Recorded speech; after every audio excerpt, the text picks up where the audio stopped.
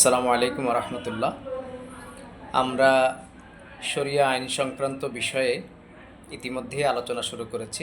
আপনারা যারা অনুসরণ করতে চান তারা আমাদেরকে ফলো করবেন ইনশাআল্লাহ। শরিয়া সংক্রান্ত বিষয়ে, শরিয়া আইন সংক্রান্ত বিষয়ে আপনাদের ভুল ধারণা ইনশাআল্লাহ দূরীভূত হবে।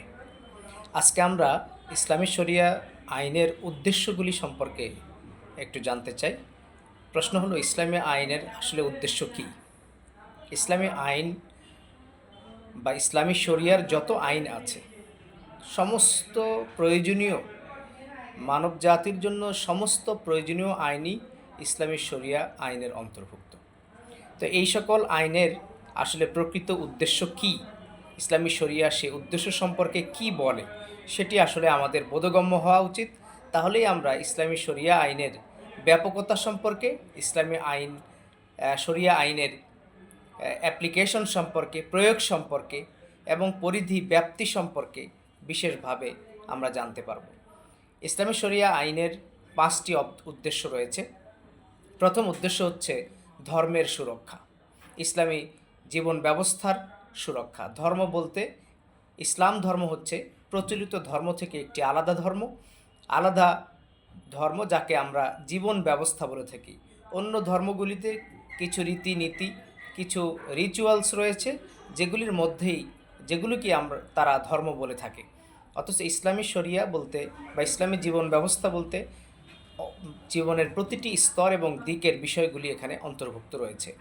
দ্বিতীয় উদ্দেশ্য হচ্ছে জীবনের সুরক্ষা, মানব জাতির সুরক্ষা ইসলামী শরিয়া আইনের উদ্দেশ্য। তৃতীয় হচ্ছে মানব জাতির সম্পদের সুরক্ষা।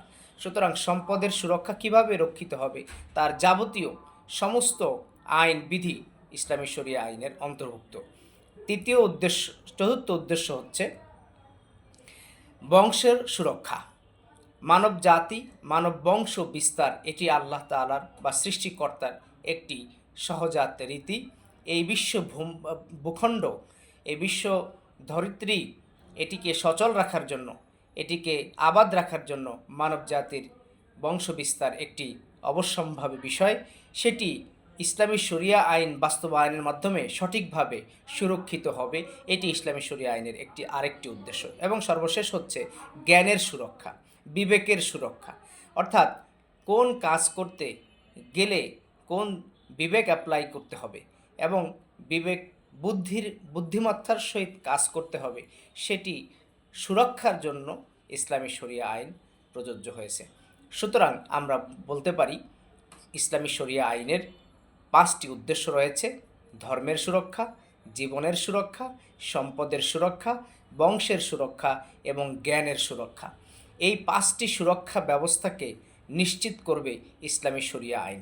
তাহলে আমরা এর দ্বারা একটি জিনিস বুঝতে পারি, মানুষের প্রয়োজনীয় সমস্ত বিষয়গুলি এখানে অন্তর্ভুক্ত হয়েছে।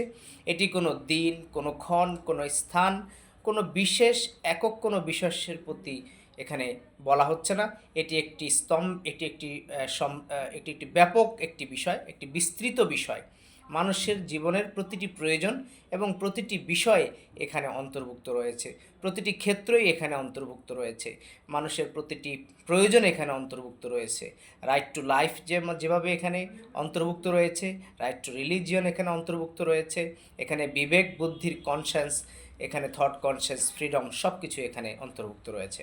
সুতরাং আমরা যদি ইসলামী শরিয়া আইন বুঝতে চাই, শরিয়া আইন বুঝতে পারি, তাহলে আমাদের মধ্যে যাবতীয় কনফিউশন দূর হবে এবং ভুল ধারণা দূর করে আমরা শরিয়া আইনকে আমাদের জন্য একটি বেটার আইন হিসাবে আমরা গ্রহণ করতে পারব।